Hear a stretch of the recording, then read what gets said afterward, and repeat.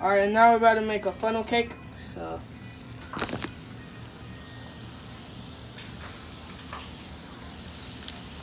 you're gonna use pancake batter. Like that.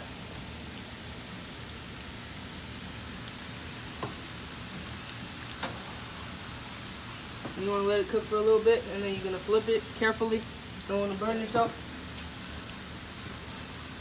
For the recipe, check the link in the bio down below. Alright, now you want to flip the funnel cake that you just put. Got to be very careful so it doesn't break. You might need to use 2 utensils. Woo! Looks amazing. Now you want to let it sit for a little bit, not too long, because you just had it on the other side.